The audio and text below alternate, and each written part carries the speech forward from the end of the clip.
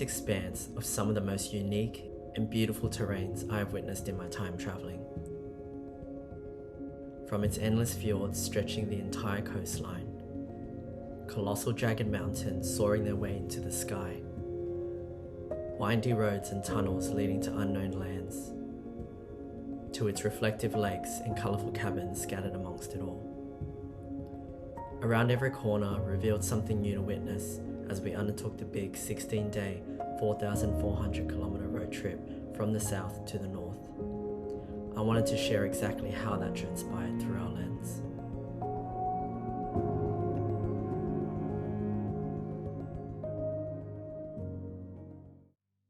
In regards to the best time of year to go, it would definitely be summer between June and August, where the weather is warmest and when the midnight sun is present.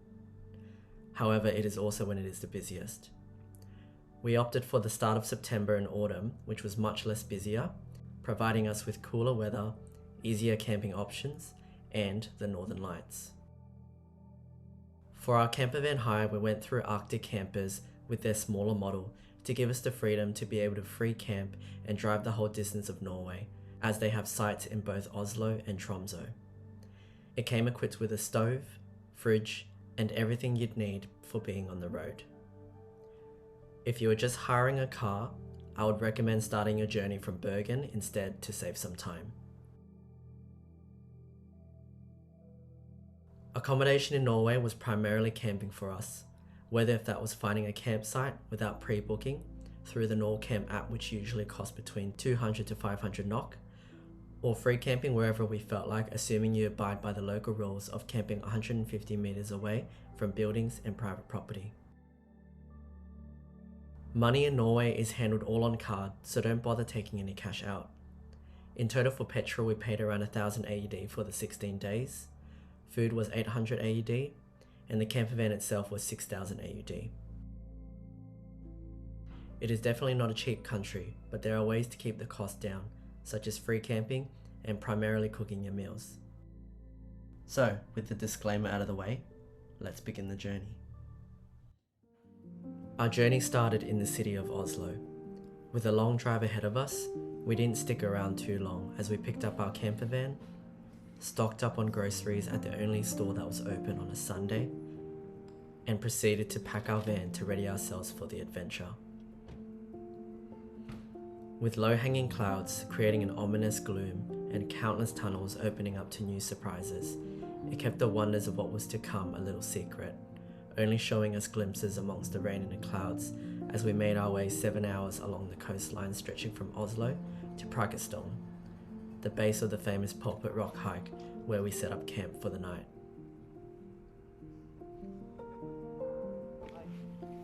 Rising early in the crisp cold air, we embarked on a 2-hour ascent from the trailhead, where we were blanketed in the same haze as the day before, making for a serene, moody, and magical atmosphere.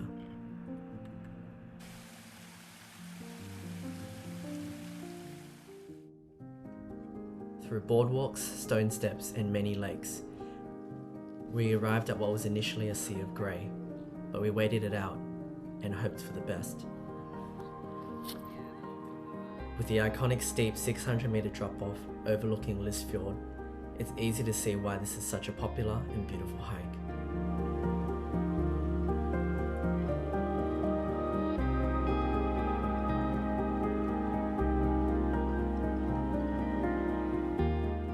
As the sun continued to stay, we headed down as hordes of others made their way up.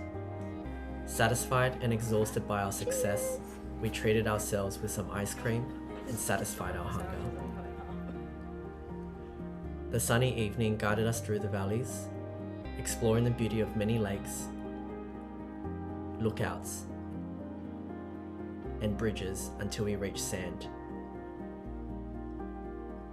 a small quiet fjordside town where we settled for the night by the pier after a long day.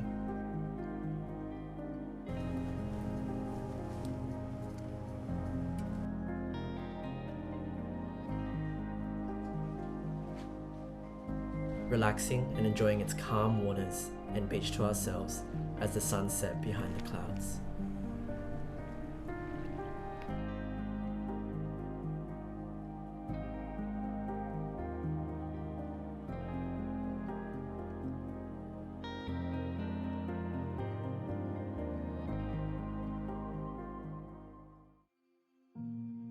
The morning in sand was greeted with silence, reflections, and a coastal breeze as we ate by the water.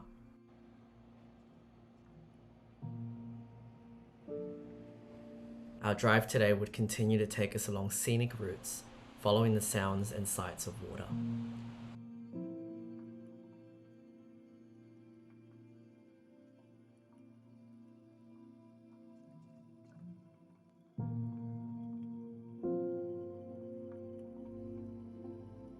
Leading us to the Valley of the Waterfalls in Ulandsvang, including Vidfossen and the impressive 160-meter twin waterfall Latefossen, which is hard to miss as you drive past it.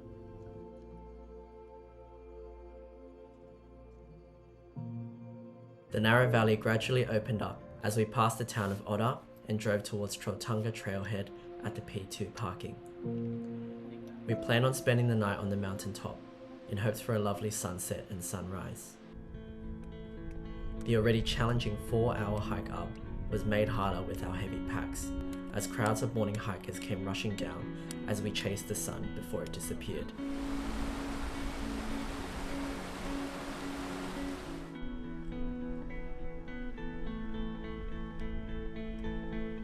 "10 kilometers to 5 kilometers to 2 kilometers. Signage marked our countdown to our destination. And, at last, we made it.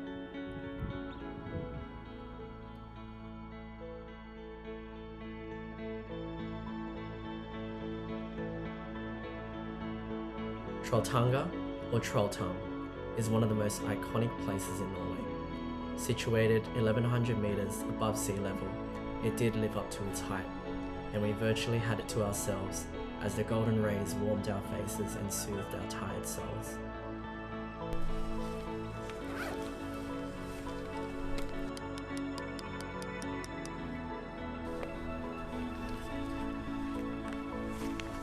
As the sun set and the cold settled in, the sky remained clear, making for a beautiful night to enjoy our evening and watch the stars.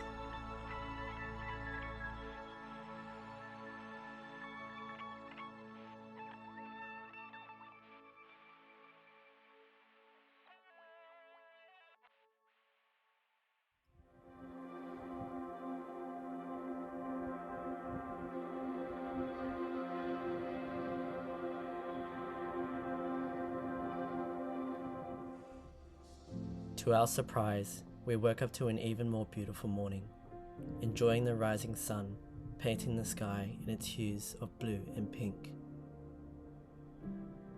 Fueled by muesli bars and sour gummies, we trudged our way back down the mountain.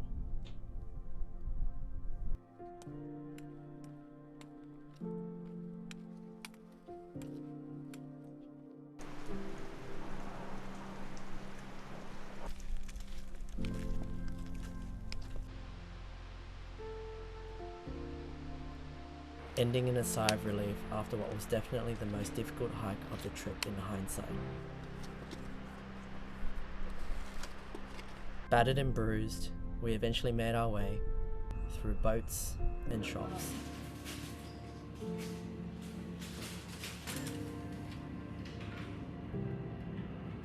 Until we arrived in Bergen. A beautiful city in the heart of the fjords, filled with picturesque houses and cobbled streets. And the evening sun and warmth giving the streets life and bustling with activity. We walked around Bergen, where the iconic waterfront buildings are located, and took in the wonders of society again after our trip from the mountains, before escaping to our bed for an early night.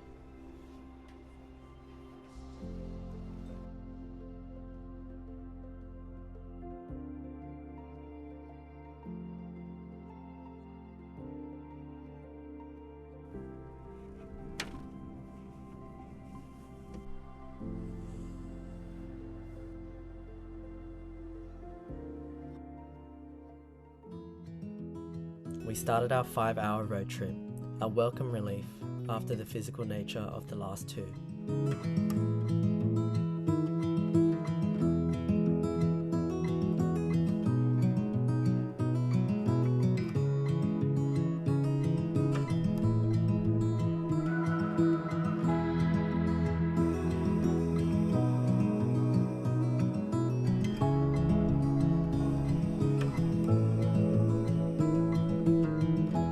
little did we know what today had in store.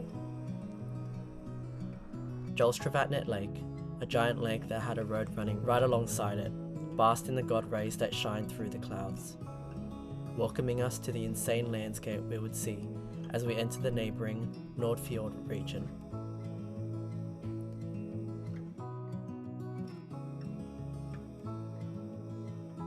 Here, we actually almost missed our next stop, Egenippa, as it was right behind us as we drove past it. A pointy mountain that stands strong behind Bergen's Vatnet Lake, where the most iconic scenic shots are taken. Not to be missed was also Vatnet Lake, which displayed the true glacial turquoise waters against the epic landscapes of the surrounding mountains and houses.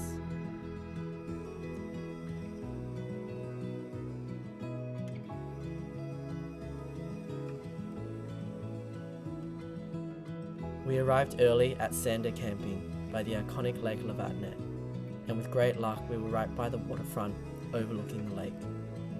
I couldn't believe how lucky we were to get a spot like this, and it felt like we had it all to ourselves.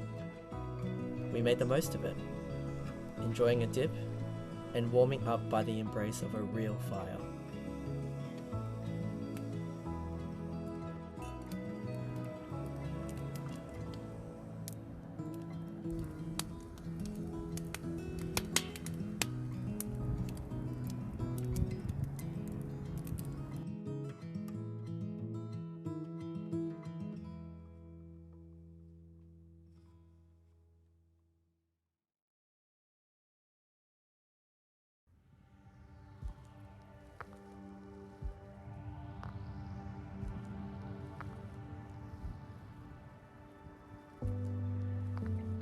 In the calm of the early morning, we decided to kayak in the clear waters of Fjorden, enjoying the views of the light sprinkles, dancing along the otherwise undisturbed water surface, reflecting the mountains beyond. Preikestolen Glacier was our next destination to do an easy 2-hour hike.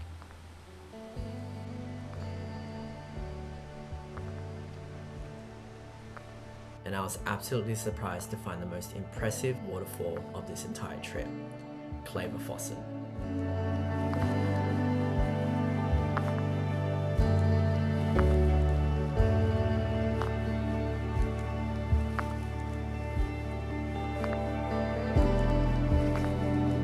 Its sheer power and volume drenching you in refreshing glacial water as you walked across the bridge, giving you the whole sensory experience. Continuing along the path eventually led us to its origins, what was left today of a once colossal ancient glacier. Our theme of waterfalls continued as we stumbled upon Vejedalen waterfall, situated next to Hotel Vejedalen. Having the lookout all to ourselves, the sheer drop-off of this waterfall was a close comparable second most impressive to the earlier one today.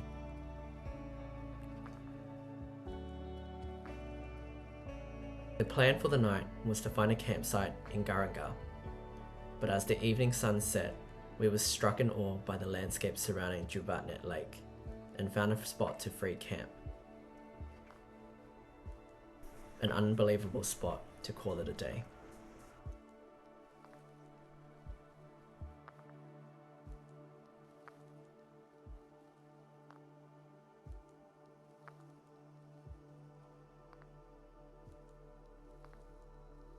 Our base for the next day was the beautiful town of Geirganger, a popular destination situated at the end of Geirganger Fjord, with a range of activities on offer from boat tours, skywalks to hiking.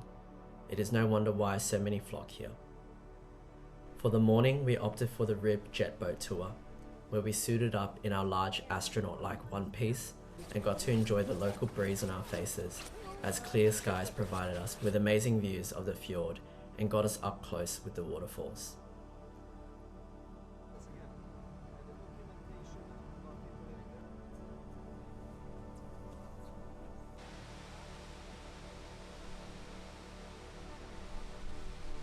We also couldn't be in Geirganger if we didn't check out the shops in town, filling us up with bacalao or codfish buns and the famous Geirganger chocolate, where we enjoyed the iconic brown cheese chocolate made in-house with what was the best hot chocolate I have ever had.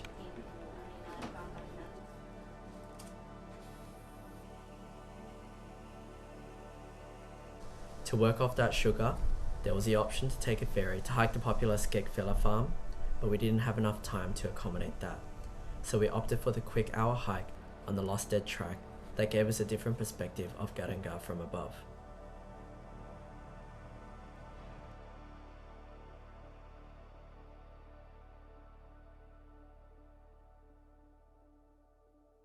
The evening was spent enjoying wherever the road took us towards our next destination. Obviously for ice cream,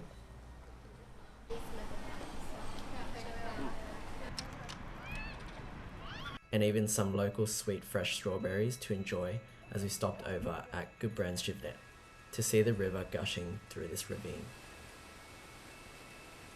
The landscape then began to change drastically, becoming a magnificent display of rocky jagged peaks as we descended upon Trolltunga, or the Troll's Path viewpoint, which can't be missed.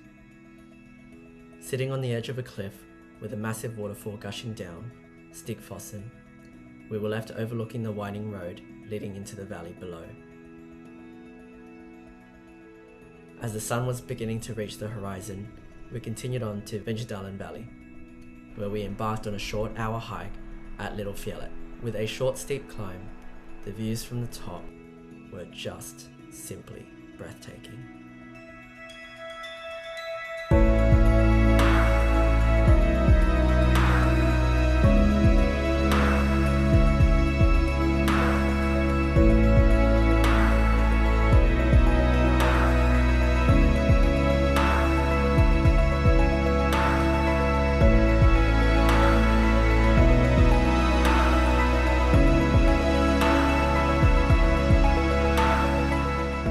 Treated with 360-degree views of Romsdalshorn Peak beside us, and of course the famous Trolltunga wall beyond.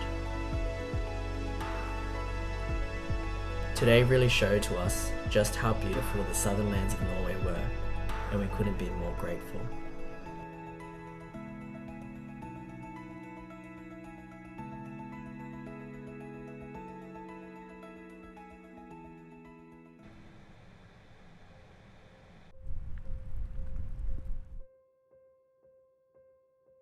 As Mother Nature had other plans for us in the morning, we stopped by the seaside village of Bud and Hustad to check out the Askevagen viewpoint.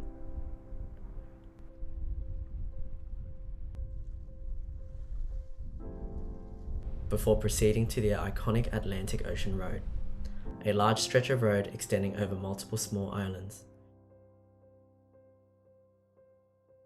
making it one of the most unique and beautiful coastal drives we have encountered, and stopping every 20 meters to see what was the new vantage point to see the road from.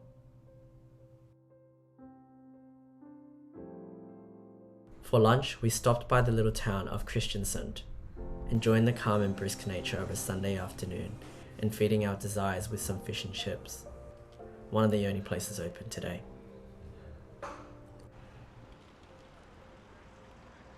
Our long drive led us to Trondheim, the third biggest city in Norway and what is considered the endpoint for a lot of southern Norway adventures. We were incredibly surprised by its quirky charm located by the Old Town Bridge and the surrounding colourful buildings by the canal.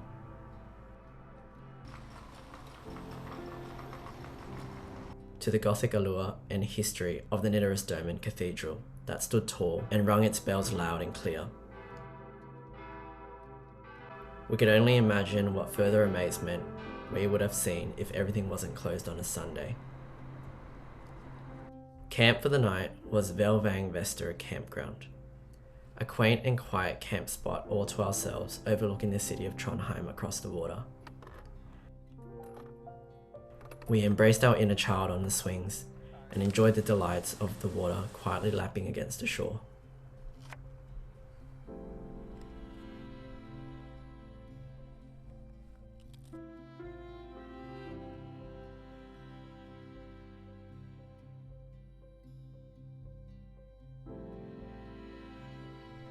With southern Norway complete, it was time to cross the vast middle of Norway towards the Arctic Circle.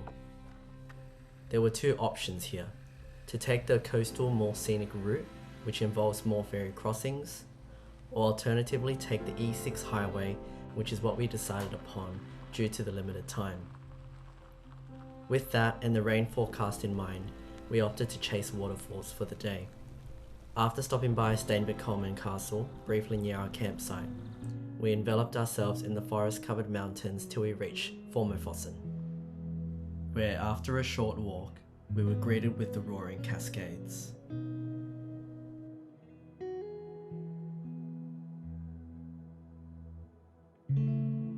Next was Gronstadfossen, stretching wide and with a dramatic 75-meter drop that we viewed from a lookout not far from the car park.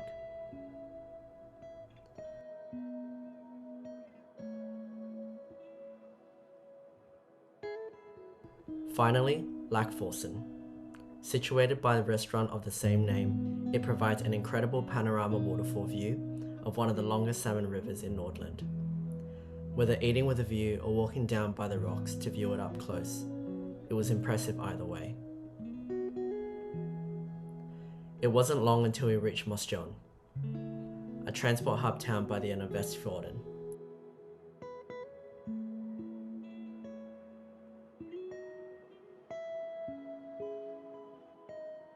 Where we found a pier to camp for the night.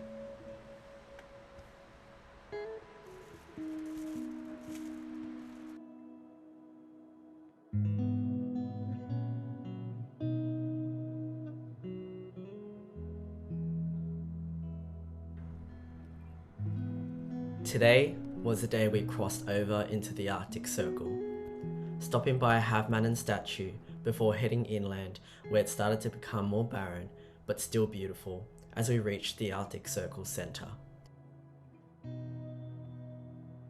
The true cold Arctic wind proving its name as soon as we stepped outside.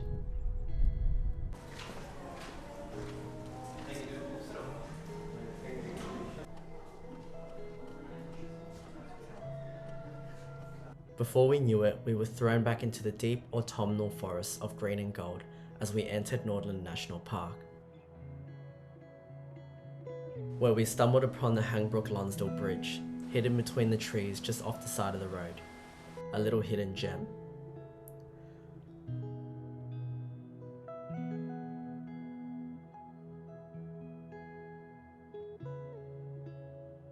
Saltstraumen was our next destination, where the iconic Saltstraumen tides are located by the impressive bridge. The tides weren't at their strongest at the time we were there, so I'd highly recommend checking out the official website to time it perfectly, but they were still impressive to see nonetheless. After 10 long hours total stretching the middle of Norway, we made it to Bodø as the storm brewed above us. The ferry awaited to take us to our next adventure from the mainland, the Lofoten Islands. Its beauty and scale, and even the northern lights, teased us amongst the clouds as darkness fell upon us.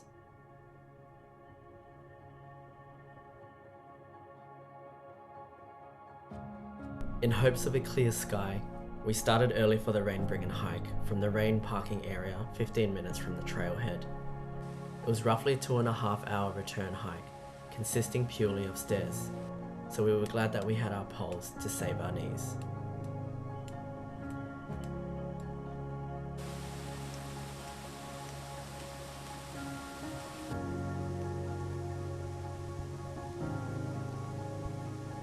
As we made it to the top, we were greeted with the howling winds rushing up the mountain tops, but the warmth of the sun on our face as we stood in awe of the magnitude of the view before us.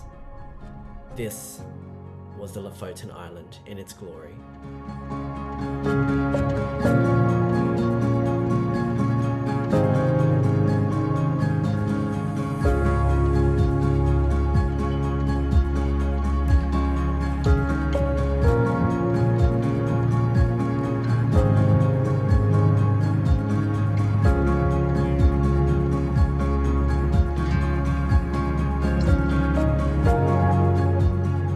As far as the eye could see, like nothing we had ever seen before.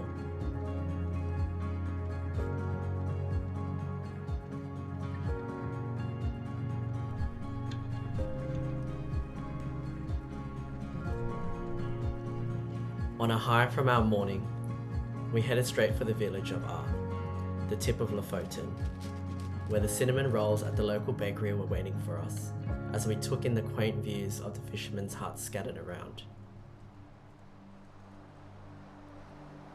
On our way back through rain, we also stopped by Anita Seafood for lunch to try the delectable fish burger with smoked salmon and shrimp, of course with a view as well.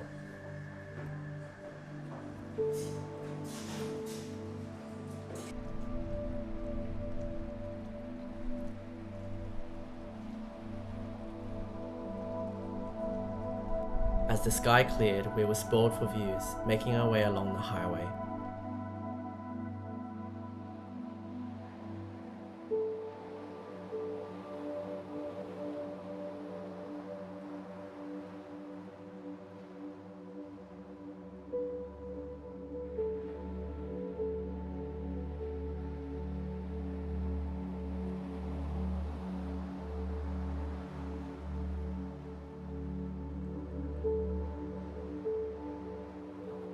Eventually reaching the Fredvang Bridges, known for its picturesque beauty, with the pointy Flagstad mountain framing the scene perfectly. This spot was one of the first things I saw about Norway that made me want to come visit, so it made it so surreal to finally be here in person.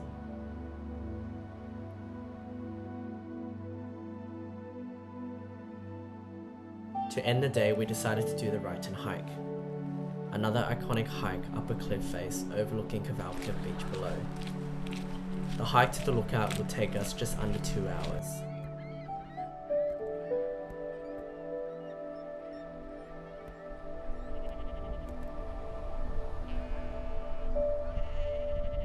Proving to be extremely muddy.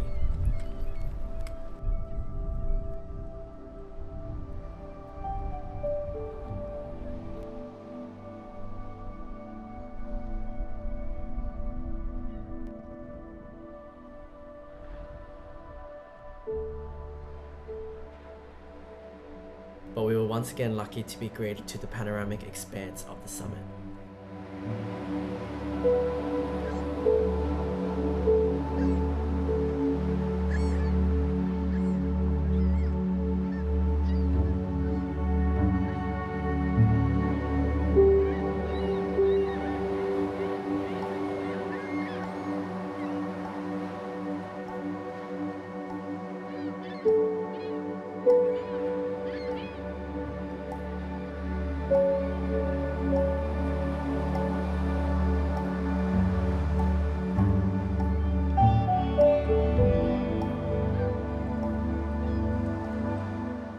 Considering we already did a hike in the morning, the descent to Kvalka beach tested our energy and proved even more wet and difficult, with rock scrambling and more mud.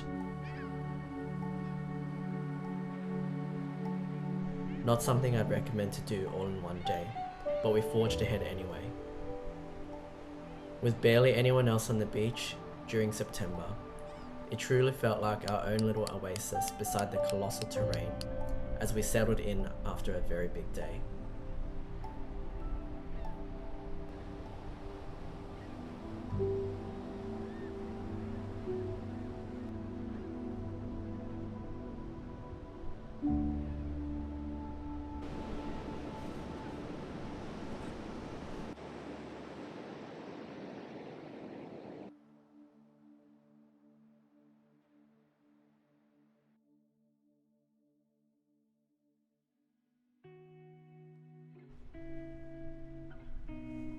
We woke up to the sound of sheep grazing nearby and the crashing of waves to soothe our spirits, enjoying this unique alien landscape before we made our way back.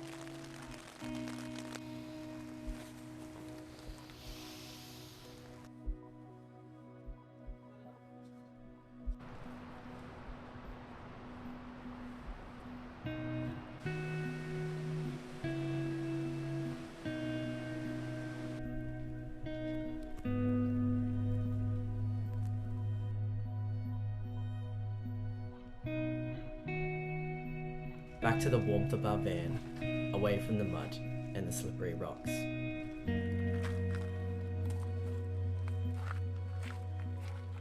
Continuing to enjoy the changing views of Lofoten, we kept driving until we reached the famous Utaklave beach, filled with the large rounded stones and picnic areas.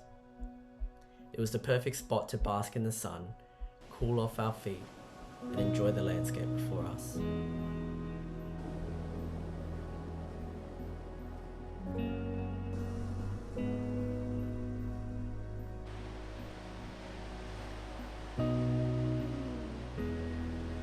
By this point, we had done enough for the day and spoiled ourselves to the iconic red Lofoten cottages in Nusfjord to continue the spirit of relaxation. Nestled just past the iconic and colossal Lovatnet, this tiny little resort village feels like you're in your own little world, tucked away in this quiet corner of the fjord. We were so excited just to have a dry and warm place to cook, shower, and relax.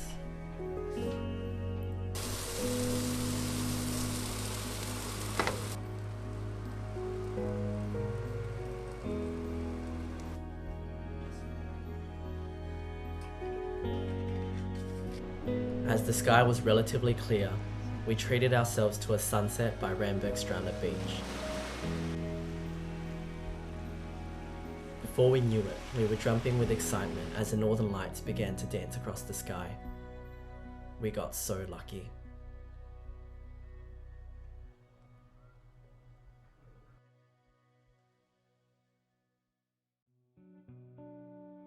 The morning welcomed us with the hues of pink and orange as the sun worked the small village of Nusfjord up, making for a stark contrast between the cottages and the mountains.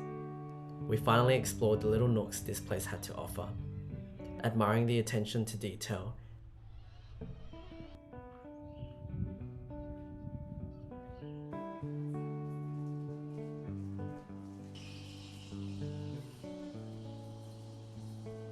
Henningsvær was our next stop, a fishing village known for its famous football field by the water, one of the coolest things we have seen this trip.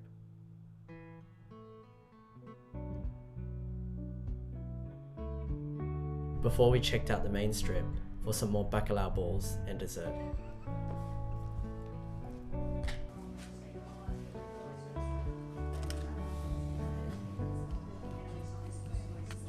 Driving through Lofoten continued to be a dream, with constant vantage points, new mountain formations, and even the jaw-dropping Bergen church.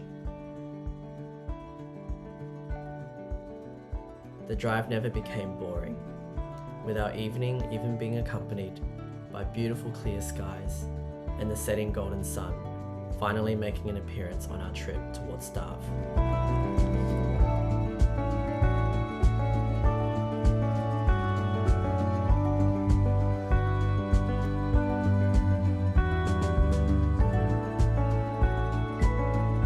Eventually we settled for Sandvika Strand i Bora for camp and enjoyed the setting sun colouring the mountains pink.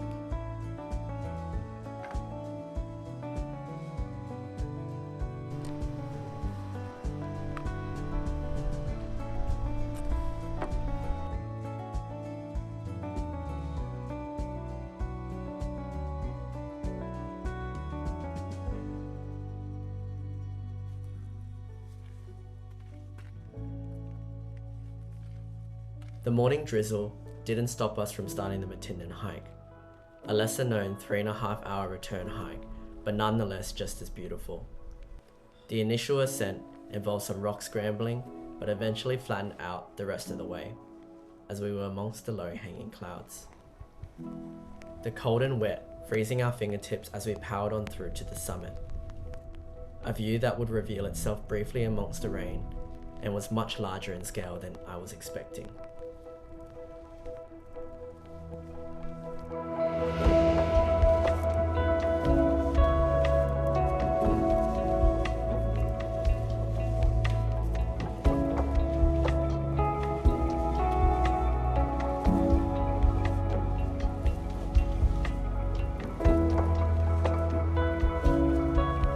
In the summer, it is possible to get a ferry from Endines to Senja, but not during the shoulder season whilst we were there, so we spent the rest of the day taking it easy, driving along the coast exploring Sir Henry Waterfall and the autumnal orange glow of the forests.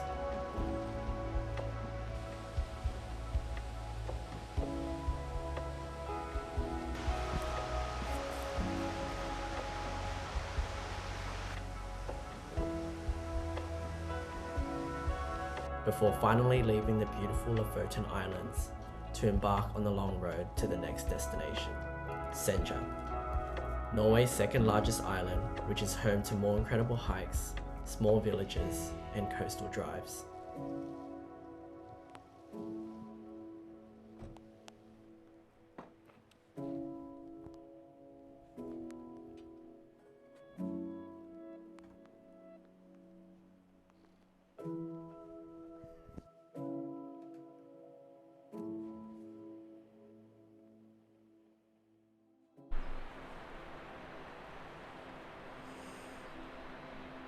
As our long journey was nearly over, we revelled in the calm of the sunny morning, which started us off well for the day.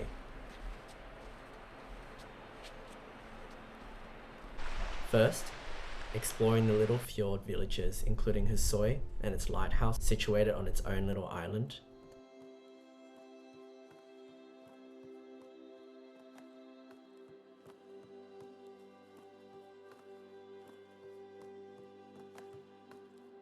And stumbling upon the Turgeneset,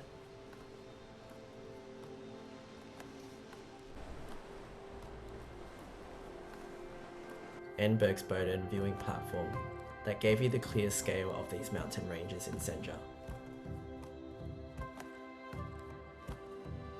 At last, we headed for the main event, the Hesten hike. This would be our last hike for this trip, taking us 2 hours and 40 minutes return.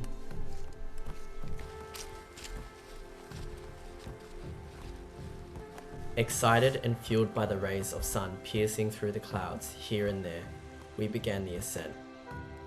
With beautiful golden green foliage guiding us through the rocky terrain awaiting us.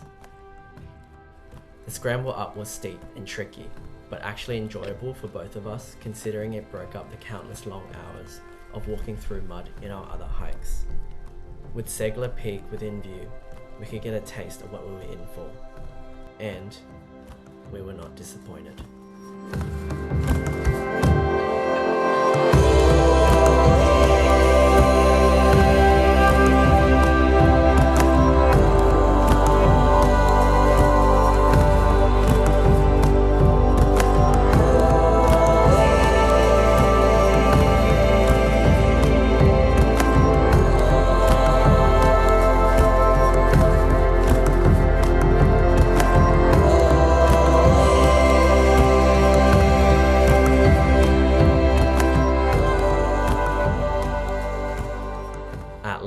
This marks the end of our trip, the end of our long journey through Norway from the far south to the north, as we would leave for Tromso tomorrow and fly back home. 4,400 kilometers later, and many hours of driving, we now understand why this country is so special, and why there is nothing like it in the world. I already know I'm going to be back to see more, to see the midnight sun, to see the snow, whatever wonders are out there.